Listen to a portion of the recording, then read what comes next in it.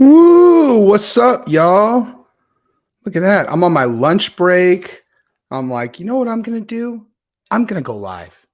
I'm going to talk to my people because I haven't taken a lunch break in 3 days. So I'm going to take one. I'm going to go live. I'm going to talk about Islam Makhachev making a big personality shift for this particular fight. And I'm going to talk about how that might affect the fight itself because, it probably won't, if we're being honest, probably won't. Probably won't affect the fight at all, but it might, it might.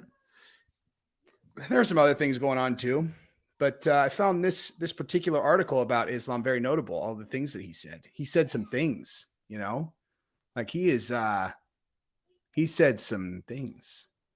He's being very disrespectful. I noticed where I was like, huh, like I was trying to like go back through his opponents and think about like the build up to these fights. And I've never heard him, get nasty before.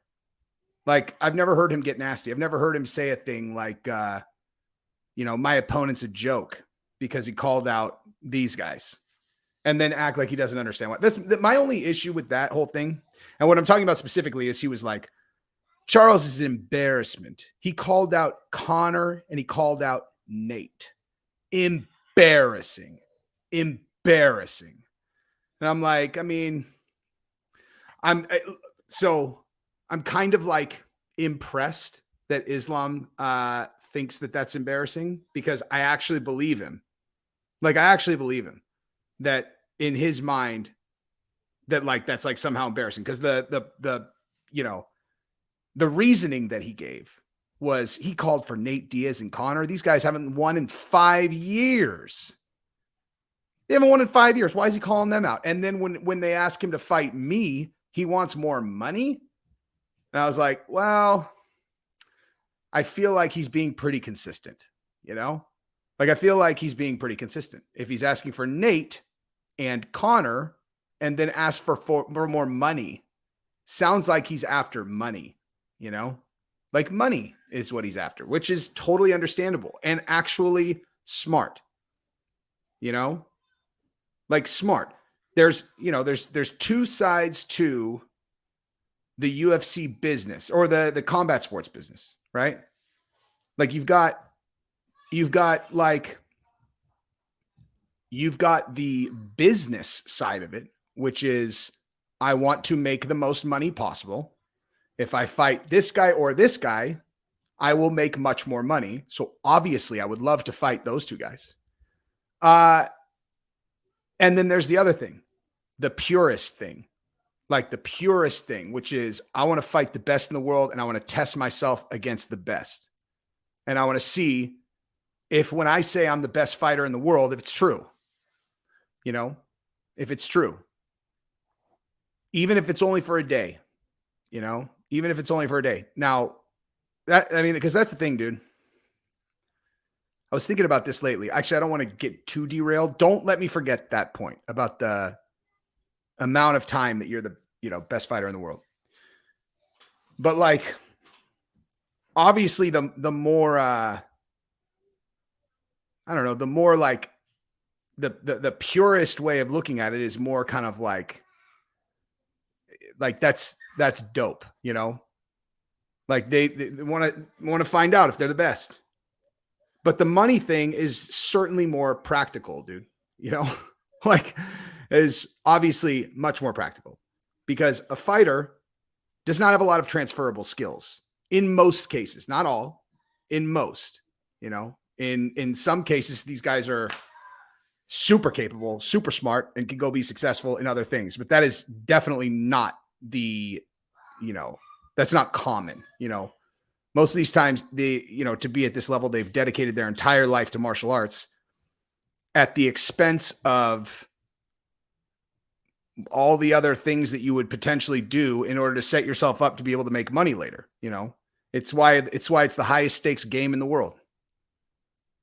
There's no sport with higher stakes, And then so like if you're Charles and you're looking at your prospects and you're like, okay, well, obviously I want to make, here's the other thing.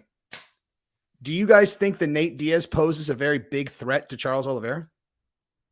Like, as an example, like if Charles took that fight on, I don't know, a month's notice, do you think that, in all honesty, Nate is actually kind of a bad matchup for Charles when you think about it?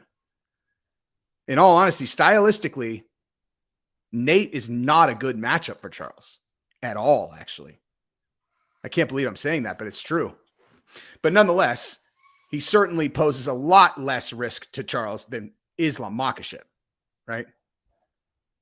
Makhachev is a monster. Charles is not real humble. That's not, no. No. None of these guys are actually humble. None of them are. Like, none of these guys are actually humble. Like the absence of putting on a fur coat and sea walking across the stage, swinging a gold chain over your head does not make you humble, Like, I'm trying to think of any guy that I would really be like, that's a really humble guy. And none of them, dude. To be a champion, they believe they're the best in the world. That's like the opposite of humble. It just, I mean, I would say that they're more kind of like, they've got a more respectful approach, but they all know they're really good. I don't know. Maybe we're defining humble differently, but Khabib and Islam are killers. They know it. Everyone knows it. Charles is a killer. He knows it. Everyone knows it. I mean, Wonder Boy seems humble, but like, I don't know. Like, he's not like, he's still I guess he's humble, sure. But he still knows he's a savage. He's just nice. Like, he's just like, I mean, nice and humble, I guess. I don't know. Maybe I'm just defining it differently. Thank you, JN. But anyway, so like, the thing about like the purest way of looking at it, like, are you the best in the world?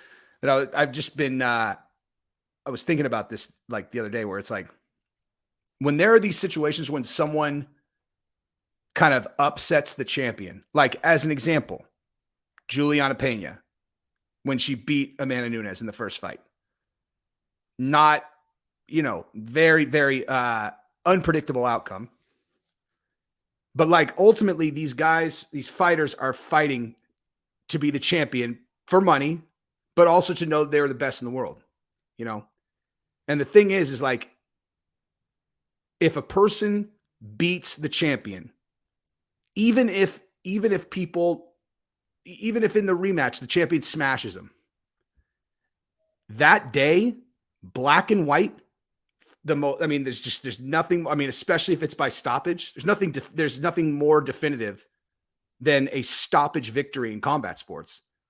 So the night that Juliana Pena smashes Amanda Nunes, she's the best female fighter in the world at 135 pounds, period. And even if she never, gets the belt ever again, even if it was only for a day, she can say for that day, she was the best in the world as a combat sports athlete in her weight class. That's pretty fucking badass, man. It's obviously badass when anybody's a champion, but I just mean like, I don't know. I'm probably not doing a good job of communicating that, but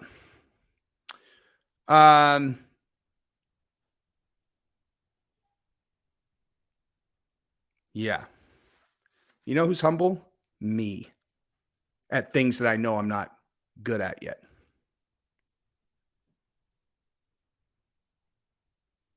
I'm only a cocky prick about things I know I'm fucking really good at. Let's see. That's right. But in all honesty, for that particular fight, that wasn't just like an any day thing. That was that wasn't a fluke either. Like that was Juliana, like whatever everybody's saying about the COVID or like the whatever, any other thing that was going on with Amanda. I find that extremely, extremely, hard to believe, given that Juliana was saying over and over and over before the fight that she had heard that Amanda was not training, like simple as that. Like, she's like, he's not training, she's not training, she's not training. And then she came out and looked like she wasn't training. So, like, because at the end of the day, on that night, who's the better fighter? Like, Amanda clear, like it's all about people's ceiling, how good they can get versus how good they are, Like, there's inside of everybody, there's a version of themselves that's the best version of themselves in anything. And what generally is going to determine that, whether you get that version of them is a multitude of combination of, factors. But certainly the biggest one is going to be preparation. And not just how much preparation, how smart you prepare. How are you practicing? What's your approach? Are you beating yourself up too much? Are you being strategic in how you train? So on, so forth, etc. Like, like I said, being humble in things. There's no one who trains jiu-jitsu with me that would call me anything other than humble in jiu-jitsu. But I will say this week, I had one of those weeks where, like, this is the way I've been describing it. Like, if you have kids, like, you have a kid and they're like, you talk to them every single day and they're like, la, la, la, la, la. And then, like, all of a sudden, like, there'll be some random week where they know fucking 50 phrases you've never heard them say before, where you're like, what the hell happened to this kid's brain? Like, like, the fuck happened to this kid's brain, dude? How does this kid get so fucking smart this week all of a sudden? That was me in jits this week. And I think it's a combination of the fact that I've been training with Victor Hugo for the last, 3 months, 6 days a week, but also because I got hurt and I couldn't roll for a good 6 weeks. I couldn't roll hard. And so I was doing very specific position training and drilling. And then the first day that I was back sparring full on Monday, dude, I submitted this dude 6 times with 3 different submissions. I've never pulled on a person before, ever. I was just like, what the fuck is going on, dude? It's like, I think a total jiu-jitsu breakthrough day. It was awesome. And I trained this morning at 6:30. I trained last night at 5. I trained yesterday morning at 9. Like, I'm doing like double days and shit. Cause it's like, this is one of those, it's a great fucking week, dude, for jits for me. Anyway, thank you very much, Jake.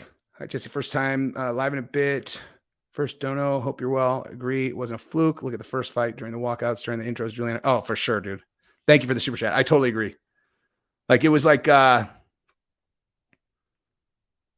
yeah. I mean, honestly, she looked the same to me in the second fight. Juliana did in the pre-fight. She looked dangerous. The bottom line, though, is Amanda at her best is damn near unbeatable.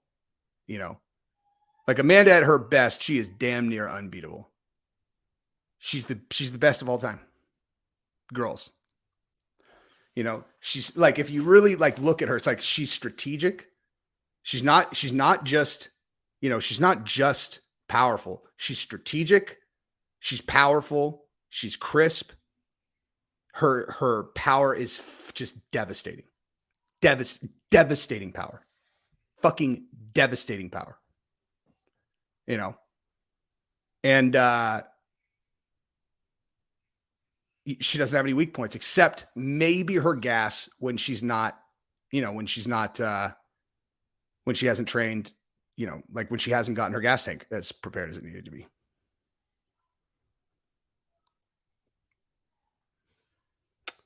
I've ever noticed that Tony never gets a rematch. My hairline, Tony Ferguson. I mean, he never gets a rematch because, like, which fight was worthy of a rematch? Like, all of his wins, he smashed those guys, dude. Like there were no when he was winning, there were no close fights, and when he started losing, there are no close fights. You know what I mean? Like the 3 fights that he lost going into the Chandler fight were, I don't think he won a single round. As a matter of fact, I know he didn't win a single round in any of those fights. He lost 15 straight rounds. Or wait, 9 straight rounds? I can't remember what like how many rounds there were in those fights, but he got, I mean, he didn't win a round. And then he looked great. He looked great against Chandler in the first round. But then he got kicked into another fucking dimension, you know. So, I mean, I don't know. What are you going to do? You know? I did not speak on this yet. But I may or may not have been asked not to speak on this specifically. So I will just say this. I would be very excited to see that fight.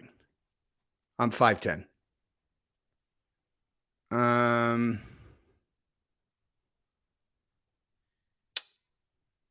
Jake, thank you very much. I'll never forget when Rogan said Amanda punches like a, oh my God, dude.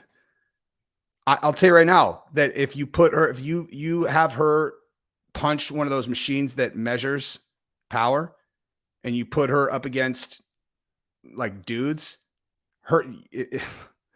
I'm not going to get it. I'm not going down this rabbit hole again, but I guarantee if you measured her punch that there are many 135-pound fighters in the UFC dudes that do not hit as hard as her.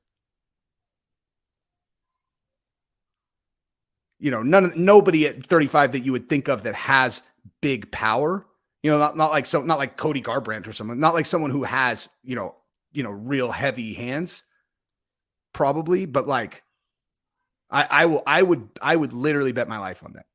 I would bet my life on that. That her like, you know, boom, like you put it in and you measure it, that it was like, that would also end that conversation. People are like, oh, she couldn't beat a dude. It'd be like, well, you saw that power. What do you think that like that transfer, like you get knocked out by that power. So she hits you. I mean, dude, let's be honest. Actually, fuck, I don't want to say that because Cyborg, I saw, like, I was like, this was Cyborg at 170 or at 270, and we didn't talk. She definitely knew who I was. So I'm not going to say what I was going to say, but let's just say, if you can knock out Cyborg, probably can knock out a dude. Cyborg is a fucking monster, dude. She's like, and I mean that like as a compliment, like she's fucking diesel, dude.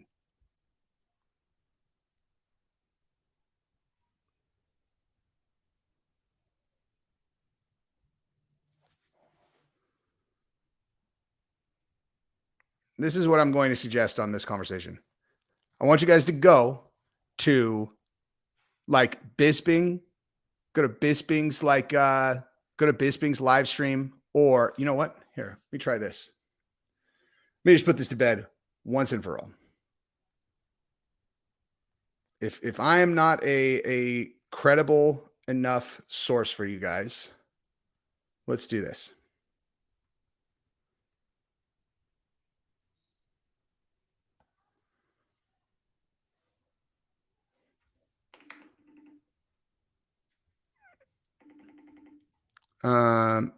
Dude, I heard that. What's up? Danny, what's up, dog? Say hi. Say hi to everybody. Hey, everybody. How are you? You guys, this is Anthony Smith, boxing coach and just overall coach. All right. So, Danny, I've been getting into it with some people on here for like multiple weeks.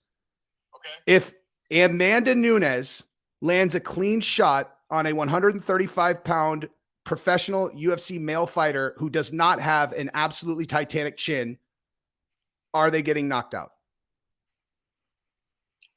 If they're not getting knocked out, they're getting rocked for sure. I don't think there's a question. Like, she's a very unique talent. She generates a lot of power with how she with her technique and how she throws punches. Like I said, if you don't have a granite chin, you're still getting hurt regardless. The average male outside of fighting is definitely getting most likely knocked out. Yeah.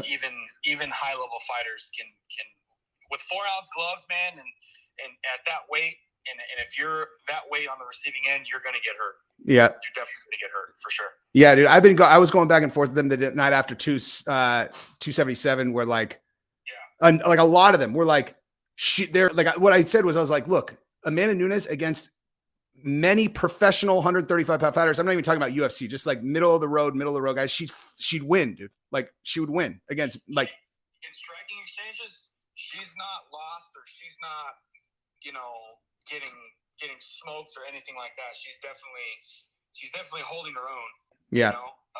These guys were telling me that they didn't think that there was a 135-pound male fighter that she could beat. I'm like, bro. Well, I bet anybody that outside of fighting that doesn't believe that, I challenge them to go to the highest level gym they can find and find a female fighter. Yeah. And go and let the female fighter wear 8-ounce gloves, 12-ounce, 16-ounce gloves, and I guarantee it'll change their mind real quick. For sure. Really, yeah, I showed that. I showed him that. Professional women athlete taking it serious, like yeah, they're dogs, man. They're dogs. For sure. And this is the thing about women fighters that I don't think they get enough credit for. Women fighters have that mama bear instinct. For sure. When it comes out, man, you don't want to be on the receiving end. Dude, and you know what else too that I always talk about with women fighters is like, it's understandable that like a high percentage of dudes grow up like, man, being a pro fighter to be badass. That's not normal for girls. Only the most savage fucking girls on earth would even aspire to be a fighter, much less get that good.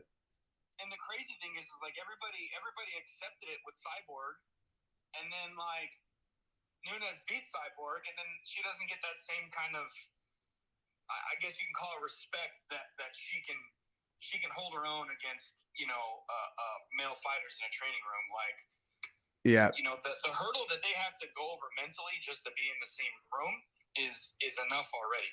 Yeah. So, yeah, I think it's ridiculous. I bet all her male sparring partners would listen to this and be like, bro. Be like, okay, idiot. Yeah.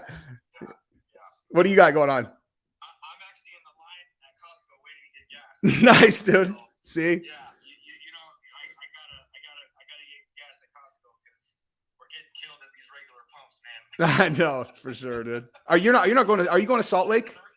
Are you? I'm in Sioux Falls for Bellator. Okay.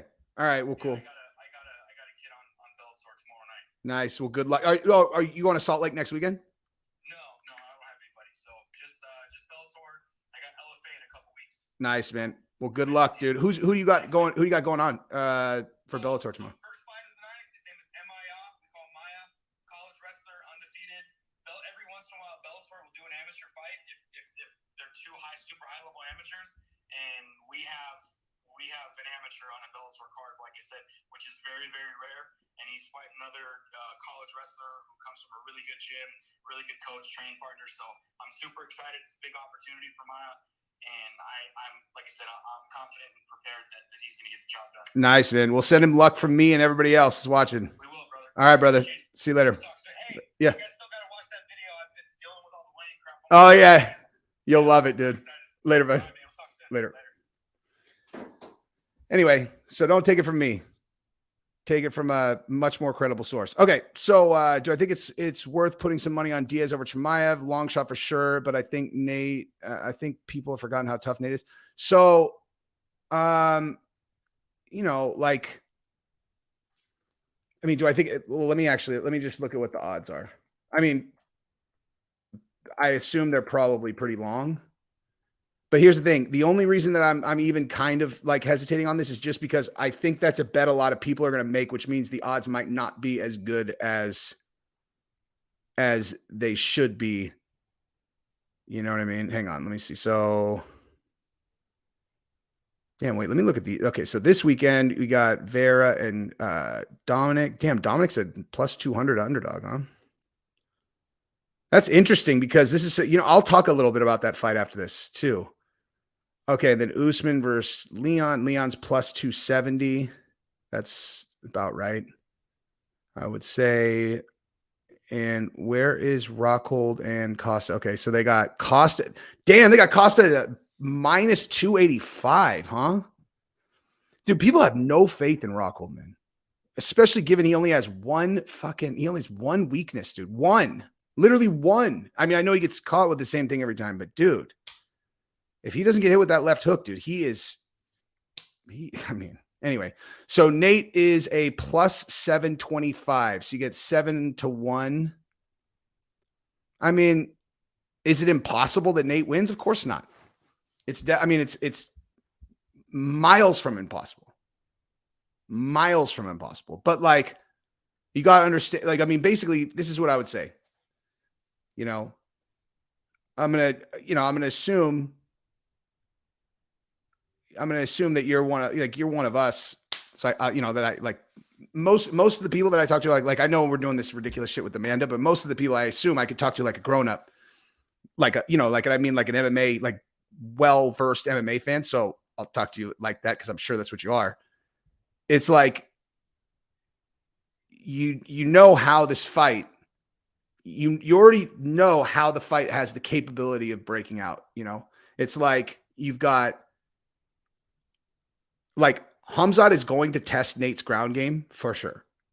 Right? For sure. He's going to take him down and see what he's got. Right? Now, he might wait a little bit, maybe, he historically has not done this, but he might wait a little bit just to get a little, but he actually, what am I talking about? I was going to say to get a little sweat on. He'll get sweaty before he even comes out. But like, he's going to test Nate's ground game. If Nate is unable to put Khamzat in any danger, right?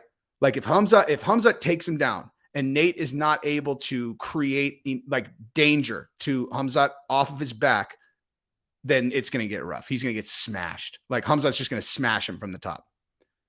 But Nate obviously is exceptional at jiu-jitsu, right? He's exceptional at jiu-jitsu, but he's a very different type of jiu-jitsu player than Gilbert Burns is, right?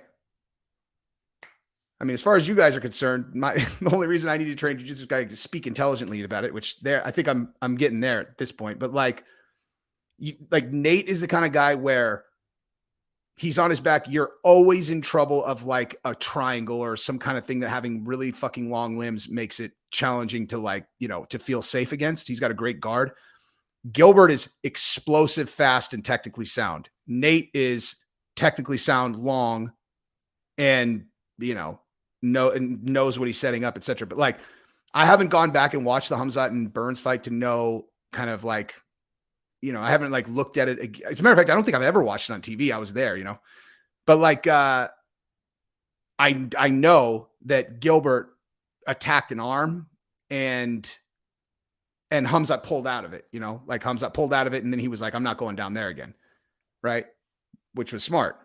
So if Diaz can do that, right? Like if he can create enough danger to where Khamzat decides that the less danger exists on the feet, then you get a very different fight, because if Khamzat goes reckless like he did against Burns, damn, dude,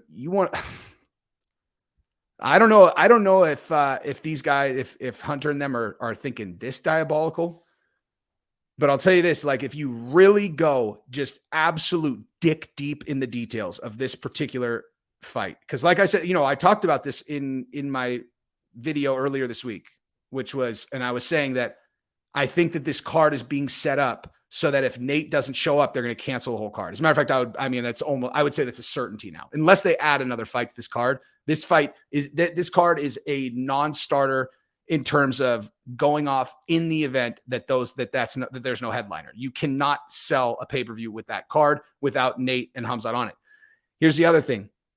Another thing that I realize supports that theory is, where is UFC 279? It's at T-Mobile, right? So if you understand how these events get put on, you have a deal with the venue, like you have your ESPN deal, pay-per-view, all that's always the same, right? Always the same if you're domestic, right? If you end up, I don't know how it works when you're in Abu Dhabi or whatever. Like, I don't know how it works internationally, but like in America, the pay-per-view stuff is all the same. But like with the venue itself, you put down, it's not like they just are like, oh yeah, come on in, we'll give you you have a bare, like you're paying the stadium. At T-Mobile, the UFC, without any shred of doubt, puts on a certain number of events per year, right? So like if you go and you cancel an event at fill in the blank, arena that is in some random city in the United States, you owe them money, right? If you cancel an event at T-Mobile, you just roll it into the next one. You know what I mean? It's like you do tons of shows at T-Mobile every year. It's in Vegas. It's right next to you guys. Like like canceling there is a very different thing than canceling it at one of the other shows or one of the other venues. So that also supports that they're setting it up to cancel it if Nate doesn't show. But here's the other thing. They 100% do not want Nate to win, obviously. And another thing, and this is probably coincidence that is not necessarily related, but Khamzat demonstrated in the Burns fight that, underneath his skill set, a thing that can be a weakness if you're just thinking about like all the factors that play into whether or not someone's going to win a fight. A weakness that he has is, to me, it seemed very apparent that he is vulnerable to like losing his game plan in the face of like an immense amount of energy. And I say this having been in the arena, that the play, I mean, that like I've said, I mean, obviously you guys have probably heard me say this 1,000 times. So like if I never see a fight live with energy like that ever again, I won't be surprised at all. Like I would be, if I ever see one like that, if I ever see a fight like that in person again, I'm so grateful that I was there for that fight. Like I just can't even, like if you're a real fight fan, like you love it like I do, and you end up at a fight like that, like I feel deep, deep gratitude that we were there. And we had that of all the events that we did, like we did, I brought a bunch of people to 272, 273, 274, 277. I'm missing one. We did it. I'm pretty sure we did it 5 times, not 4, but whatever. It doesn't matter. That one, that was the most fun. Like that was a perfect size group. We had the best crew. Like that one was, I mean, all of them were fun, but that was the best one, even without that fight. And then that fight was on there. But anyway, so what I'm saying is like, if you're going to have a lot of energy in there because it's Nate Diaz anyway, but the less, kind of like lunatic fans you have, I mean, if it sells out, I guess that's probably, I'm reaching on this actually, as I'm talking through it, I'm reaching because it's going to sell out either way. And the energy is going to be fucking out of control with Nate in there. If Nate starts getting any action, and in the event that happens, maybe Khamzat kind of goes crazy and he starts throwing a lot of shots. The bottom line is like for Nate to win, I don't see him submitting Khamzat from the bottom. That just seems, I don't know. That seems crazy. Doesn't seem impossible, but the way that I see Nate potentially winning is catching Khamzat on the feet. With one of those sneaky shots, people think he doesn't have power, but like, people get a little bit tired and they don't see a shot coming, clips him right in the right spot. And all of a sudden they're like, whoa, So I think if Nate wins, it's because Khamzat ended up fighting just like he did in the Gilbert Burns fight. They've got 2 additional rounds and Nate drags him into deep water and catches him. That's my, to think. I think honestly, the most likely scenario, and I hate saying this just because I love Nate Diaz. I love Nate Diaz. And I don't think this would be a loss for him in terms of like his brand. Is the most likely scenario is Khamzat ragdolls him and then just beats him, like beats him on the ground, like just beats him up on the ground. Like he knows he's facing real deal jiu-jitsu this time. And so if I'm him and I'm prepping or I'm his coach with him, I'm preparing the grappling positions, not just to defend against jiu-jitsu, but like to initiate the grappling and put myself in the positions where I can be dominant and be punching him in the face, like behind him, arms locked around his torso, where he's kind of sideways up against the fence. And that way you can have your arm here and you can be punching him in the face while you're there. If he tries to spin, you can go down, you can, shoot a double leg. You could pass when you take, like, there are ways to grapple against a really good jiu-jitsu guy and smash them. If you're a good wrestler, it's just, you have like, you just don't you try not to play the jiu-jitsu game. You play the position and I'm punching you in the face game,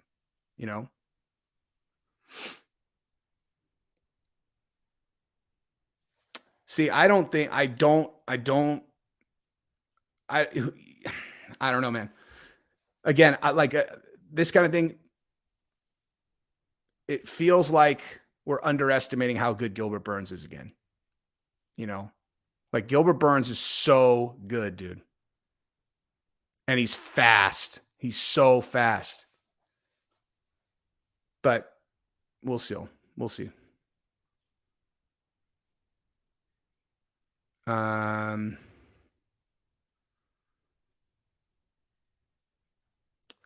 Yeah, I mean, I heard Chael say that too. I mean, I would love that. I just again, like I said, I didn't figure out that I think that they're setting this up to like that they won't have there's no replacement happening, you know. Now, I will say this. In the event that Khamzat got hurt and they slide, Masvidal in, that would make sense. But if Nate doesn't make it for any reason, I really believe they're setting this up to be canceled. And the thing is, I didn't put that together until I watched Chael's video. Like Chael did the video about mine, and he was saying, Jesse on Fire says that this is that this card is being put together because the UFC's mad at Nate.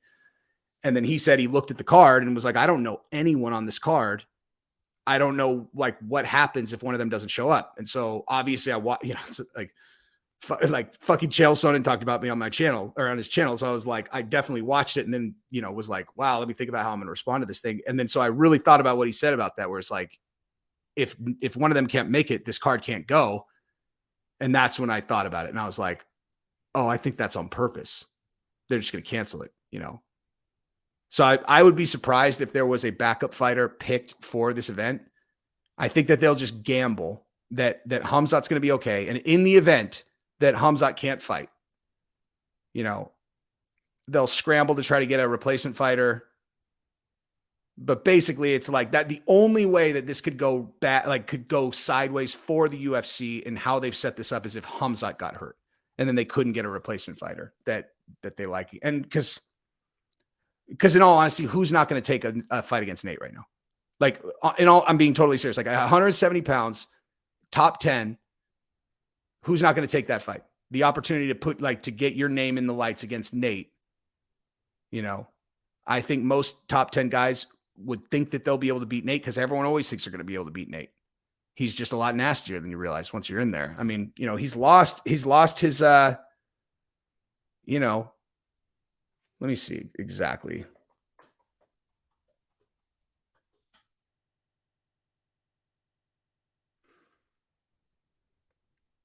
It's not as fucking bad as you guys make it. Like everybody makes it out like it's like, oh man, Nate, blah, blah, blah, blah. It's like, bro, like when I think, Jesus, he hasn't fought very much. My God, he hasn't fought at all, man. This is fucking crazy, actually. You know what? I'm going to pull this out and show this to you guys because I fucking know my UFC and this caught me off guard, to be perfectly honest with you. Watch this, dude. Look at this, dude. Like, okay, so right here, remember when Josh Thompson kicked him in the head and knocked him out? Like that's 9 years ago. That's another era, dude. That's another era. Henderson versus Melendez is the headliner, and Josh Thompson, knocked him out. That's 2013. That's still on the top page on SureDog. And he lost to Benson Henderson, but okay, so he got 3 wins in a row, and then he loses to Benson Henderson by decision. Who cares about decision? But he gets knocked out. Only time he ever got knocked out is right here, 2013. Gray Maynard, he knocks him out. He loses a decision to Dos Anjos. He wins against Michael Johnson. Then he goes on the mic. You taking everything I work for, motherfucker. I'm going to fight your ass. I remember when he did that. I remember him doing that, dude. Being like, Conor McGregor, you taking everything I work for, motherfucker. I'm going to fight your fucking ass. I remember being like, what is he talking about? What the hell does Conor have to do with him, dude? Like Nate and Conor. Like, I remember thinking that was so bizarre. Like, I was like, how is he watching this and thinking that Conor is usurping him? Like, it's just so weird. But he went off so hard, and then boom, last minute, Conor loses his opponent. Dos Anjos can't fight him, and fucking Nate Diaz slides in his entire world changes. March 15th, 2016. He should get that date tattooed on him. So that's 2016. He loses to Conor. I would say a lot of people consider this to be a win. I personally think it would. I mean, fuck, dude. If there's a fight closer to a draw than that, I would love to see it. I mean, I think Conor won because he won the rounds, but like, I mean, if you saw those two guys fight for 25 minutes and they just stopped it, were you like, oh, that guy won or that guy won? Or you just be like, wow, what a fucking incredible fight, man. And then he comes back, he smashes Anthony Pettis, right? He loses to George Masvidal, questionable, didn't even get to fight the last 2 rounds, right? Didn't even get to fight. Fucking A, dude. I need to do another video I need to do a video specifically about this, actually. Because everybody's acting like Nate has just been losing. That's not true, dude. That's just not true. I don't like this. This surprised me. Shit's not true. It's fucking not true. Damn. It's just because there's so much time in between when he fights that, like, you know, from here to here, he takes 3 years off. Jesus Christ. And think about this, dude. In hindsight, knowing how big of a fucking draw he was, talk about a missed opportunity for both UFC and Nate, dude. Like, we all know that this is the dividing line right here in his career, right? Right there. August 20th, 2016 is when he became a fucking superstar. Well, probably March, but he obviously was going to have this rematch. But he loses to Conor. The UFC still doesn't even realize. They don't realize how big of a draw he is until 3 years later, because the two, parties are dicking around with each other and they don't get a fucking fight booked. And then finally, after 3 years, he fights Anthony Pettis. And that was when the UFC realized that Nate was trending everywhere. And that every single event, that they had leading up to that fight was like Nate. And then I remember after at the press conference, Dana was like, he's a needle pusher now. I remember that crystal clear, dude. 3 fucking wasted years, dude. Who knows what he could have done, dude? Who knows what he could have done in those 3 years, man? It's really tragic, to be perfectly honest. But it's neither here nor there, whatever. He made $10 million here, fucking whatever. But so he comes, fights Anthony Pettis. The Masvidal fight gets cut short, and then he fights Leon Edwards, and in the end of the 5th round, he fucking almost knocked Leon out. So look at his 3 losses. Seriously. He hasn't lost since 2014. He hasn't lost definitively since 2014 without some kind of asterisk, dude. Straight up. That's just, I don't give a fuck. You can push back on me on that, but it's not, it's just the truth. This one, asterisk. The Conor fight, asterisk. Everybody thinks that was either a draw or or he won. The Masvidal one, he gets cut. He's got 2 rounds left, and everyone knows how nasty he is in the 4th and 5th. Do I think he was going to beat Masvidal? Probably not. But nonetheless, asterisk. And Leon Edwards, he almost knocks him out in the end of the 5th round, where he basically won that fucking fight after that. That's crazy, man. That is really crazy. Man. That is fucking crazy. Anyway, that caught me off guard. I had thought that he had lost more fights than that too, and I don't really know why. Because when you really go back, he lost one. Okay, so he went. If we're here, let's do this together. Actually, so going back before that, I just think anything before 2014, who fucking cares? You know what I mean? That's 8 years ago. But so it's okay, so he lost these 2. But he was coming off 3 wins. But before that, he lost decisions to Roy McDonald, Don Hyung. But before that, he won 2 in a row. Lost a split decision to Gray Maynard. A lot of people thought he won that. Beat Melvin Gillard. Split decision, Clay Guida. Lost a decision to Joe Stevenson. If I'm remembering correctly, wait a minute. Oh, that wasn't their Ultimate Fighter. That was the Ultimate Fighter 9 finale, but that was not their Ultimate Fighter. I'd be curious to go back and watch that to see if Joe Stevenson won that by holding top position and smashing him, which would be interesting in terms of, how this Hamzat fight is going to play out. Anyway, I don't even remember why I first looked at that, but that was really interesting. Okay, so Shagmaster. I do not agree with the narrative that Islam would not get a title shot if he was not with Khabib. Islam. I'm sorry, I was thinking of Hamza. Wasn't he's on a 10-fight win streak, finished 4 straight. Nobody else in the division more deserving. Again, I will reiterate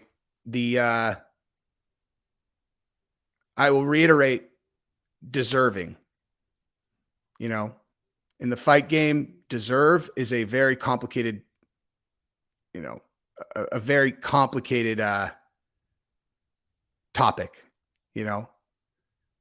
because ultimately this is business, it's business.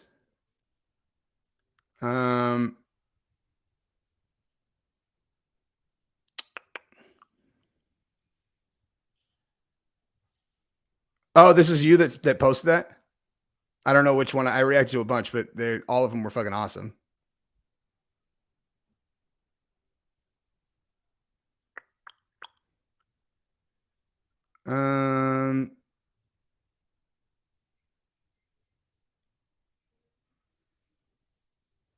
Trayvon, we're not talking about that on here, dude. Wait. You haven't been paying close attention, my friend. That is not accurate. And I could tell you from myself, like basically the YouTube algorithm, TikTok algorithm, Instagram algorithm are finely tuned organisms that react and suggest based on people's interest. Like that is what they do. Like, it's like they know what you're thinking. They know it's like the way that my phone works now is fucking unbelievable. It's like in all honesty, it's like, it's fucking crazy. Like, I'll be looking at something and then I'll go to Google or I'll go to like YouTube, right? After something I was reading. And before I even fucking search it, like I put one word in and it puts a phrase in that's the exact phrase that I was going to search, and I'm like, damn. Like, that's creepy, but at the same time, really impressive. And fuck, that was really convenient, So like, when it comes to like, which guys are needle pushers, I'm telling you right now, you talk to an MMA content creator and they will tell you who the needle pushers are. And I'm telling you, there isn't a bigger one than Nate Diaz. No, there's not a bigger one. My Nate Diaz stuff performs better than anything else. Anything. Like, there is no topic that I could post minus some kind of like breaking story about someone else that will perform better than a story about Nate Diaz. He's the biggest fucking needle pusher. Okay. I got you. Fair enough. In terms of Islam, like I've been saying for a long time that, like, here's the thing, right? So let me go back to actually like some of the stuff that Islam said, right? Like, so Islam, first of all, I think Islam's watching my channel, dog. I'm just saying, because I saw a short today where he was like, Charles doesn't even speak English. He's like, he doesn't even speak English. How's anybody supposed to, who knows if he got it from one of my videos? I know Ali Abdelaziz watches my videos or, watches some sometimes. So, that's their, thick as thieves. So it's possible that Islam watched something that I said, because I praise Khabib about that all the time, where I'm like, Khabib's fight game is fucking unmatched and one of the things I comment on, I'm like, dude, he didn't speak English. He came here with nothing and he learned English. And I will bet my life that a lot of it had to do with his ability to connect with this crowd and this company, promote his way into a title shot, because he's got that level of game. And I was just talking about that. And then Islam was like, Charles doesn't even speak English. How's anybody? And it was hilarious because Daniel Cormier was like laughing. He was like dying laughing. I think he was laughing at the idea that Islam calling someone out for not speaking good English, but it's true. But Islam's right. Like, Islam speaks English, like, he might not speak English as well as Daniel Cormier, but he speaks English. You certainly can, talk to him. No. Khabib did not learn English in his teens. That's not true. That's not accurate. This is not accurate. And I know that because I've heard Cormier and all the AKA guys talk about it, and they said that he didn't speak English when he first got to AKA. Yeah, that's not correct.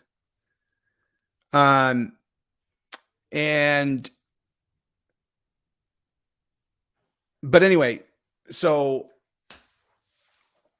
Islam was talking about that, and then he was saying that, it was ridiculous that Charles like called out, Conor or whatever.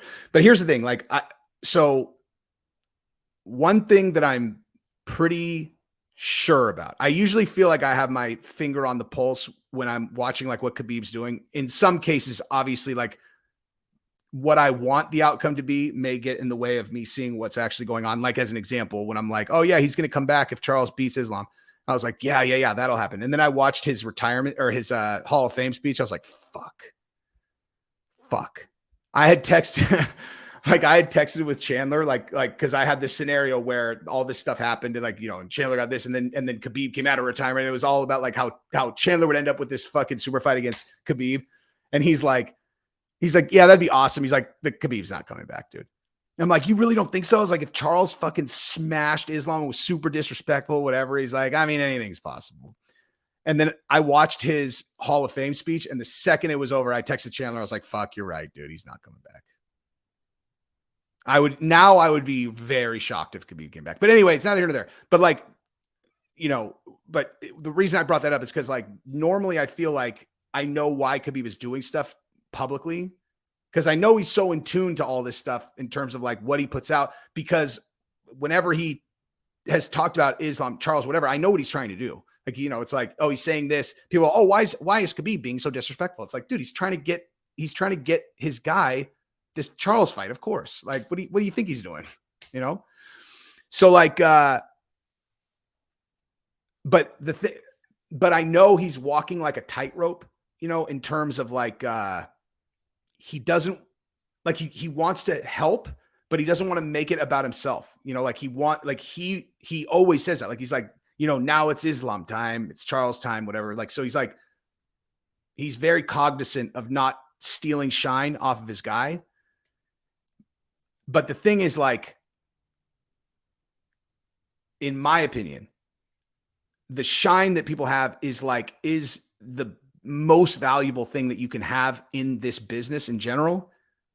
And you hanging back, that's not helping them, in my opinion. I don't agree with that approach. And if I'm right about what he's doing, which I'm pretty sure that I am, which is that he's trying to promote but not make it about himself, I don't think that's correct. I think that in his case, the more out front he is at this stage of Islam's career, the more he ties himself to Islam, the more shine of his gets on Islam. And then you let Islam slowly kind of not even this slowly, but Islam becomes his own guy, because there's always there has to be some kind of inciting incident for people to get the shine that they have on themselves. Right.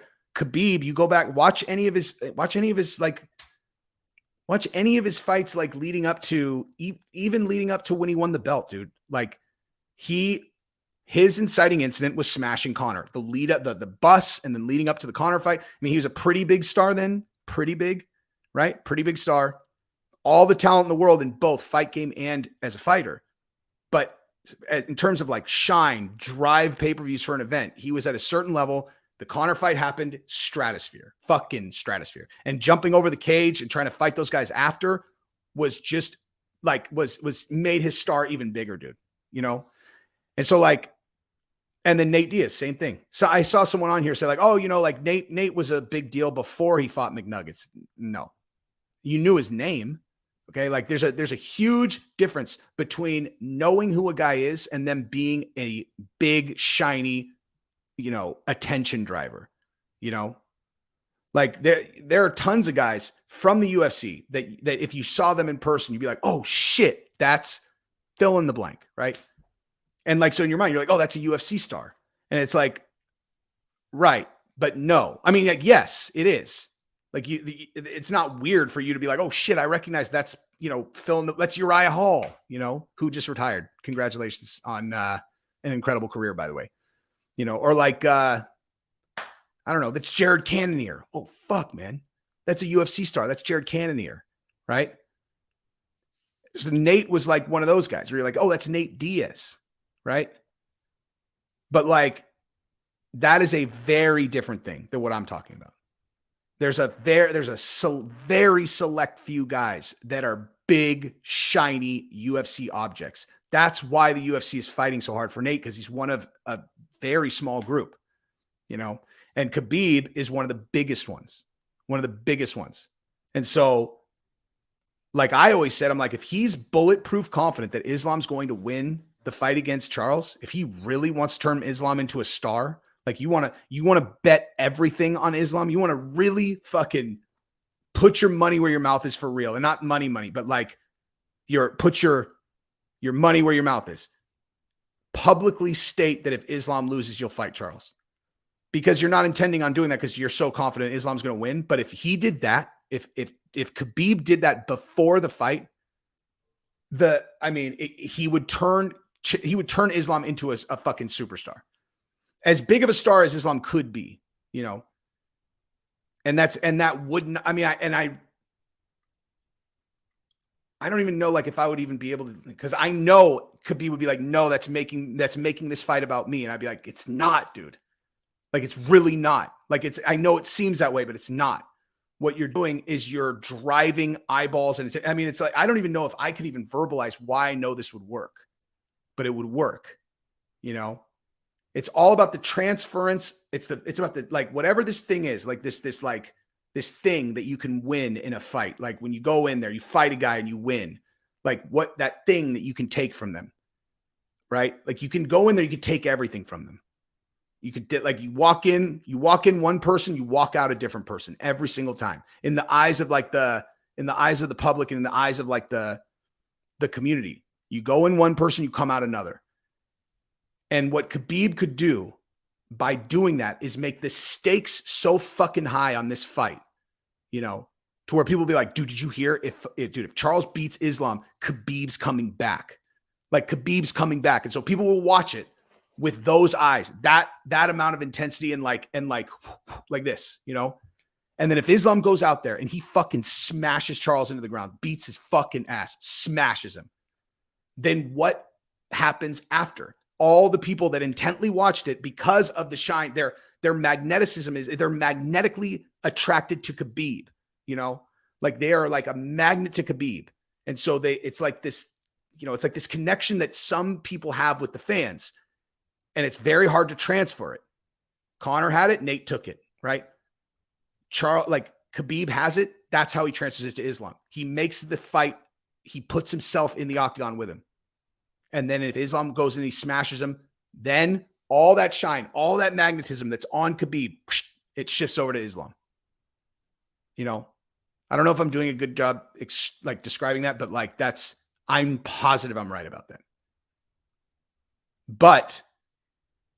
But, you know, and then when Islam wins, Khabib goes, I always knew he was going to win. I knew he was going to win. But like, if Charles wins, then Khabib's got to fight, though, you know. I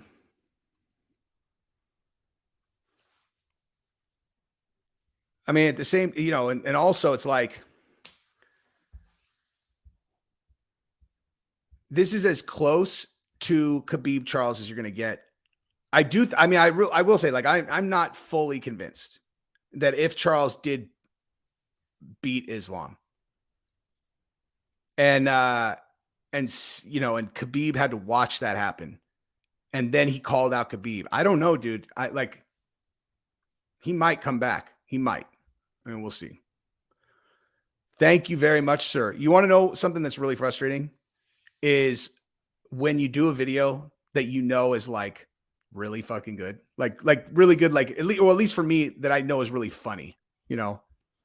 Like every once in a while, I'm just in the mood to do like a funny video, and I know I nail it.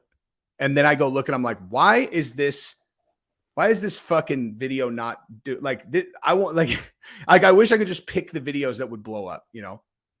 Cause like that would have been one of them. I would have been like, dude, this Paulo Costa one with his girl manager is so fucking good. It's hilarious. I watched it 3 times, like laughing at my own jokes. It's totally true, dude. I watched it and just thinking of all the people that I hoped watched it. You know, I'm like, oh man, I hope that guy fucking watched it. That's what Danny was talking about when we was on here. I was like, I sent it to him like, because he's like, you know, yeah, he thinks I'm funny. I was like, if you don't hysterically laugh at this fucking video, then I don't know you at all. I mean, there's just not like necessarily a direct, actually, not necessarily. There is never a direct connection between how good of a fighter a person is and, you know, their ability to like, I don't know, make sound adult decisions affecting their own life, you know?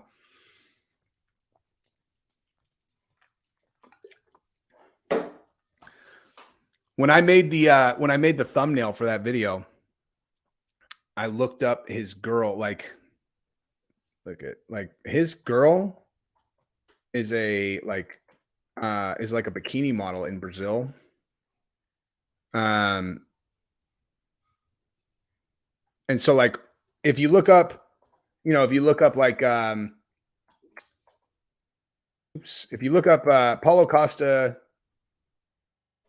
girlfriend, you'll get like, you know, you'll get like a fair number of pictures. If you look up her stuff, it's like, damn. This girl,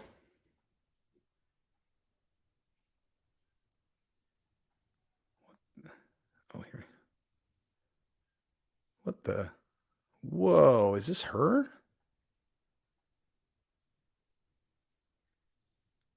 Oh shit, she's an artist too. Damn, if this is her stuff, she's actually really talented. I can't tell if I'm not sure. This is like on this is on tomorrowalves.com. I'm not sure if this is her, but that looks like her. That looks like her. Well, if this is her stuff, she's really talented.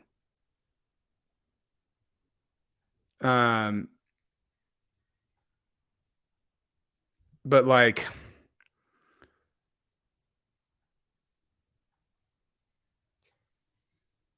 yeah, man.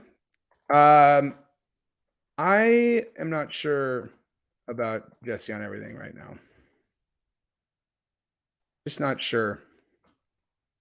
I'm scared enough. I want to be on lists. I'm probably already on a list, but I appreciate the super chat, good sir. But like, well, geez, I don't want to get this stream banned. Let me pick a good picture to show you guys this smoke show that is his girl. I don't know what the rules are on like YouTube. Can you show like girls in thongs? Is that cool or not cool? I don't know. I know I can't show that fucking picture right there. Let me see if this is.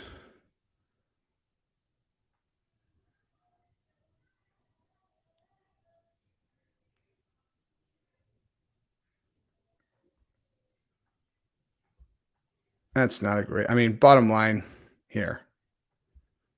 Like,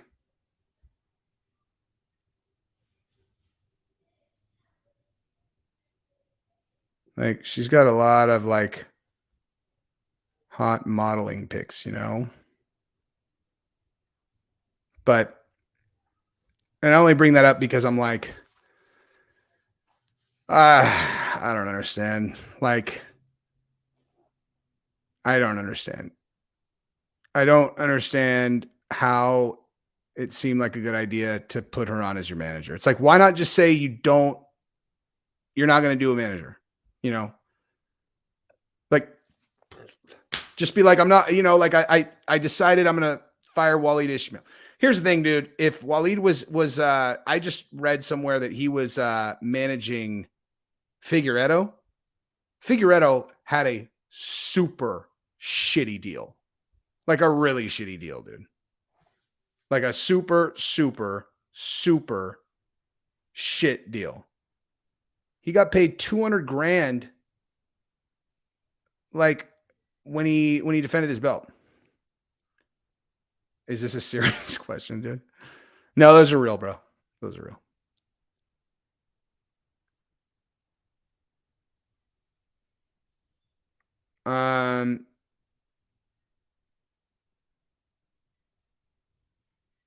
Okay. I don't know what you're talking about, bro.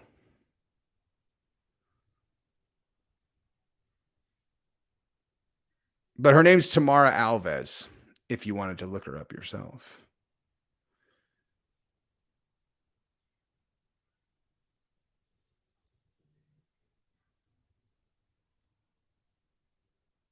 I mean, I don't know, dude. Like I said, the only person who was with him whose deal I know is Figueredo, and it's just because he put it out publicly. 200,000 is fucking crazy for a world champion. Period. Like, I remember when he came out, he's like, you know, what I would like is to make $1 million. Like, he came out, you know, and kind of did the publicly negotiating thing and said, you know, that he wanted to make $1 million. And I was like, that's a stretch goal for a champion? Like, fuck, man. I mean, listen, like I've said before, like, I know the details of a lot of these guys' deals, the big guys. They make a lot of money. They make a lot of money.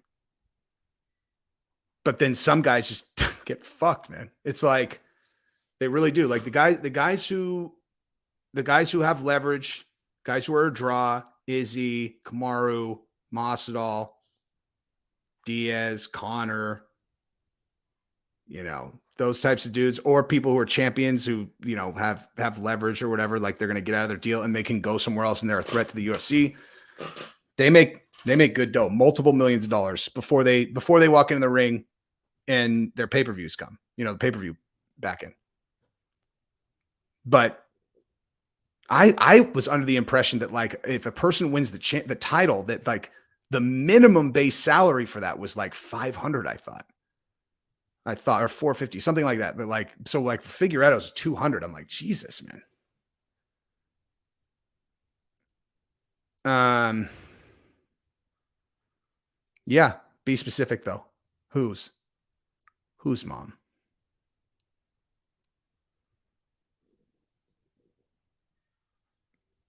Nah, I don't agree with this. I think that Nate's going to go fight Jake. Maybe if they can put that together. Like, there's not a lot of stability over there. You know, I'm sure that they'll be able to make Nate versus Jake work. But that train seems to be running out of steam, to be honest. At least without Jake fighting real boxers. Like, that's the thing, is like this thing where the thing that he's been doing, the kind of crossover fights, that's going to run out of steam real fast. He might only have one more left, to be honest. Like, you know, where he fights like Nate Diaz. His wheelhouse is going to be in either, you know, like some kind of fight that, like if he fought Andrew Tate as an example, that'll do pretty good numbers. Like that should do good numbers. The only reason I say pretty good is because the kind of audience that appeals, that Andrew Tate appeals to, which is probably has a lot of crossover with Jake Paul, is the same kind of audience that steals fights. It's not the audience that pays for shit, you know? Like, I never steal fights. I always pay. I fucking always pay. Or at the very least, I have paid for 99% of the fights that I've ever watched. You know, and in the event that I did stream one, it was because like I had a reason, you know. But like the people who are simping on Andrew Tate, they're you know, they're not people like me, you know. But like but if Jake Paul starts fighting real boxers and actually starts and like wins and gets to a place where people can actually believe there's a chance that he might be able to make a run at a real boxing title, then he'll sell pay-per-views. Like then the Jake Paul boxing thing will happen. But like the thing of like fighting, you know, UFC fighters, whatever, Nate might be the only one it would work with. And so it's a it's again, it's not a ship that's losing steam. It's a ship that needs to pivot. You know, it just needs to pivot.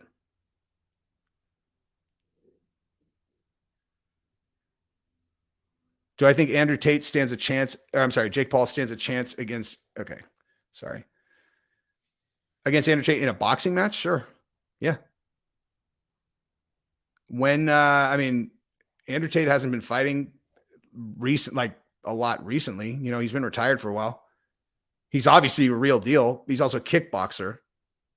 You know, so he's used to fighting with a lot more weapons. Like Jake Paul's, he's no joke, dude. Every time I watch footage of him sparring, fighting, whatever, it's like, dude, he's real. Everybody is calling him out. Like everyone is calling. Oh wait, Jesus, this is the one I was looking at. Everybody's calling him out, dude. Sam Alvey called him out. I'm like, bro. I'm gonna go on a limb here and say that I think it's unlikely that Sam Alvey is going to get a Jake Paul fight. Just saying. I am just saying.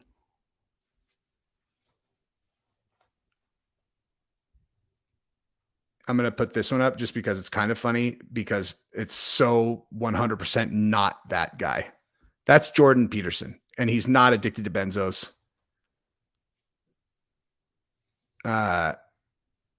He went through hell on earth to get off of them. Multiple years, actually.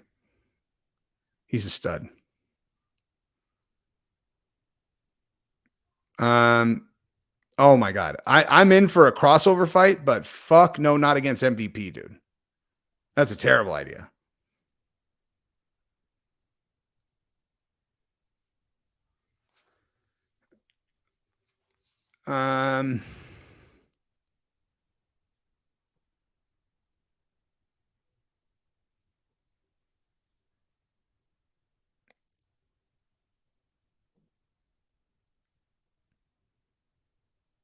I don't know. I mean, honestly, I don't know.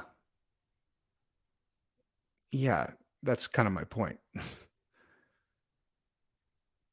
In a boxing match, it might get interesting just because, you know, like MVP has a karate stance and uses kicks a lot. In pure boxing, I mean, there's a reason why they stand the way that they do. It's it's a completely different sport.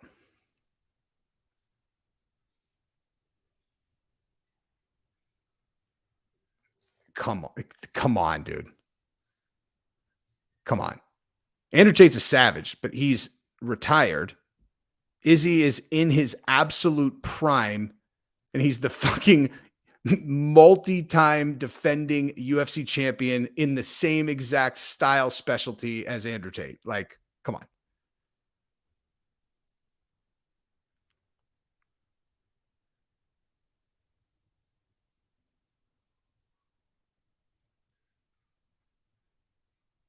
Me too.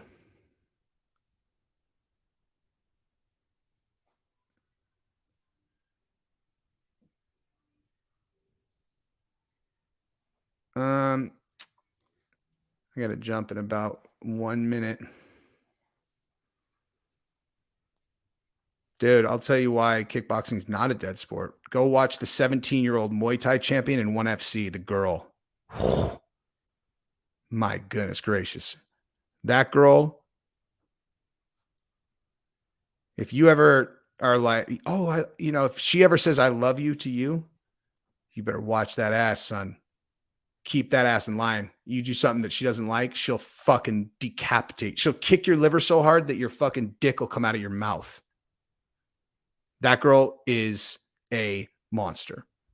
What are my thoughts about Islam's? Are you talking about Islam Makhachev or the Islam religion in general? I will say that I think that the way that Khabib and Islam and them live is very impressive as it relates across the board. Spartan lifestyle, community, small community, focused on things that matter. Family, training, community. I have a lot of respect for it.